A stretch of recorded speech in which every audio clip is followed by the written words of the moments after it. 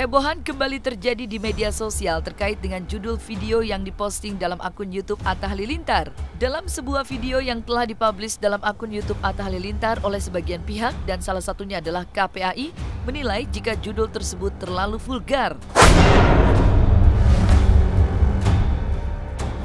Komisi Perlindungan Anak Indonesia pun menilai jika membuat judul hendaknya ramah untuk anak-anak. Pasalnya, menurut KPAI, banyaknya penggemar dari Atta Halilintar yang berusia sangat dini alias anak-anak. Sehingga, KPAI mengharapkan hendaknya sebagai salah satu YouTuber yang dimana memiliki banyak fans anak-anak dapat menjadi figur dan contoh yang baik untuk anak-anak. Berikut penuturan dari pihak KPAI dengan judul video yang diunggah di akun YouTube Atta Halilintar. Ya, sebenarnya yang saya sampaikan ke beberapa media online yang lalu ya, itu semangatnya adalah memberikan respon terhadap semua YouTubers yang ada di Indonesia. Sebenarnya tidak spesifik ke satu YouTuber, bahwa kami berharap teman-teman YouTubers karena viewersnya juga banyak, anak-anak usia anak yang memang menjadi pengagum yang bersangkutan juga banyak, konten-konten diakses anak banyak, maka tentu kita harapkan harus hati-hati. Yang kedua, harus memastikan konten yang dipublish di YouTube-nya itu harus terpastikan positif, mengandung muatan penguatan karakter, karena memang semangatnya di dalam Undang-Undang Perlindungan Anak 35/2014 demikian adanya. Jadi media massa termasuk juga media sosial dalam hal ini YouTube itu memang diharapkan harus bermuatan konten yang mengandung muatan pendidikan, muatan yang sesuai dengan nilai-nilai kepatutan, nilai-nilai agama yang ada di Indonesia ya. Nah, itu sebenarnya normatifnya begitu yang ada di Undang-Undang 35/2014. Makanya ketika muncul kehebohan di publik termasuk juga di media sosial, kami juga memberikan respon bahwa ya kita harapkan teman-teman YouTuber punya komitmen yang sama. Jangan kemudian menampilkan diksi-diksi atau narasi-narasi yang multitafsir atau juga narasi-narasi yang menimbulkan persepsi yang lain di luar hal-hal yang sifatnya faktual, apalagi kemudian mengarah pada hal-hal yang sifatnya pribadi. Itu tentu kita tidak harapkan. Gini, kami memang mendapatkan banyak masukan ya dari masyarakat, termasuk juga orang tua. Karena dalam situasi COVID saat ini, akses anak di media digital itu kan memang sangat tinggi sekali ya. Survei KPAI saja menemukan fakta bahwa 42% anak Indonesia menggunakan medsos, jadi mengakses medsos itu di luar untuk kepentingan belajar. Jadi 42% itu tentu jumlah yang sangat besar. Jadi berapa juta anak Indonesia yang mengakses media sosial. Nah, karena banyaknya anak Indonesia yang mengakses media sosial seperti itu, maka kita harapkan konten-konten yang ada di medsos termasuk juga di YouTube itu memang ya tentu harus ramah buat perkembangan anak ya, tidak mengandung muatan-muatan yang sifatnya sensitif, tidak mengandung konten-konten yang menimbulkan tafsir-tafsir yang sifatnya pribadi, ruang-ruang privat ya, itu yang kita harapkan. Sehingga hadirnya YouTube itu akan memberikan ekosistem baru bagi dunia digital kita. Apalagi kan ekonomi digital saat ini memang sedang naik ya, sedang naik. Sehingga semangatnya tidak hanya menumbuhkan ekonomi digital kita, tetapi di pihak lain tentu tanggung jawab korporasi, tanggung jawab YouTube, dan tanggung jawab pemilik konten itu memang harus ditunjukkan dengan sebaik-baiknya. Itu sebenarnya.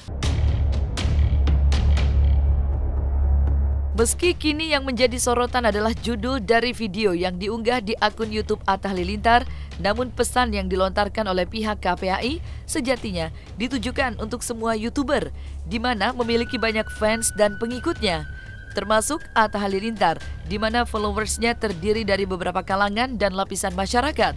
Dan tentu saja sebagai salah satu YouTuber dengan pengikut yang banyak sekali, bagi KPAI harus juga mempertimbangkan konten yang ramah dengan anak. Sehingga hindari yang bersifat isi dan konten di mana anak-anak belum saatnya menyaksikan konten yang tidak sesuai dengan umur mereka. Kami memang terus melakukan telaah ya terhadap konten yang saat ini memang dihebohkan oleh masyarakat. Tetapi kan memang kita tidak hanya fokus ke satu YouTuber ya. Jadi kita harapkan semua kita terus melakukan telaah terhadap YouTube yang ada, agar teman-teman yang saat ini kan memang banyak usia anak itu kan punya cita-cita jadi YouTuber ya. Jadi kita harapkan figur-figur YouTuber itu memang jadi figur-figur yang mampu menjadi contoh buat anak Indonesia. Di pihak lain juga menginspirasi agar cita-cita anak ini terwadai dengan baik. Bagus juga anak-anak punya cita-cita sebagai YouTuber, itu bagus ya. Tetapi figur-figur publik dalam hal ini YouTubers harus memberikan contoh yang terbaik, sehingga kreasi-kreasi yang muncul nanti di anak-anak kita, di anak-anak milenial itu tentu terinspirasi dari kreasi-kreasi positif. Itu yang kita harapkan ya. Bisa jadi viewernya menjadi lebih menantang ya, tetapi kan itu tantangan baru dan juga sekaligus peluang baru saya kira.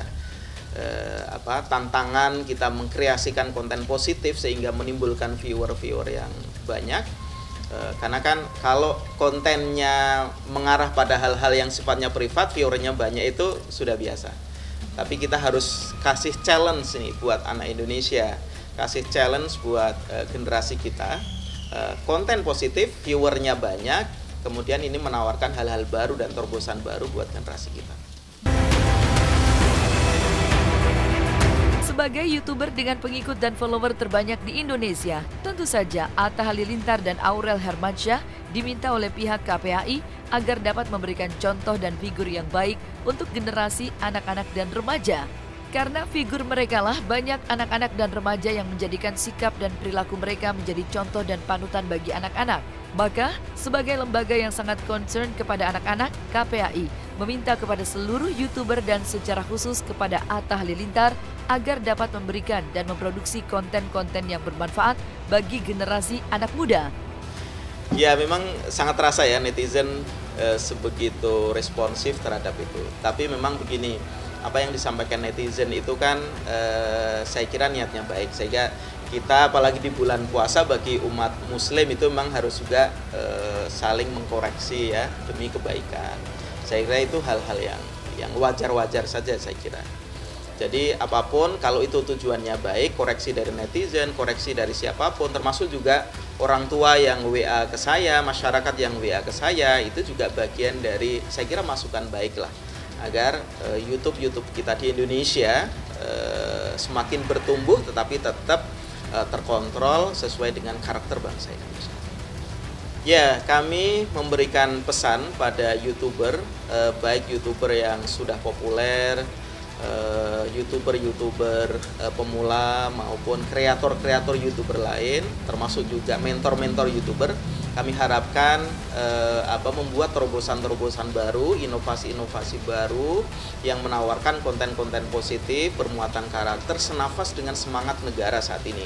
Karena memang negara terus berkomitmen membangun generasi Indonesia semakin lebih baik, punya karakter unggul untuk menuju Indonesia yang maju. Itu tentu harapan dan cita-cita besar kita. Tentu cita-cita besar ini harus dibarengi para pegiat-pegiat seni, pegiat-pegiat digital, termasuk juga YouTuber, sehingga nanti kita bisa menghadirkan nuansa-nuansa baru, ekosistem digital yang lebih sehat, lebih bermakna buat generasi dan anak Indonesia.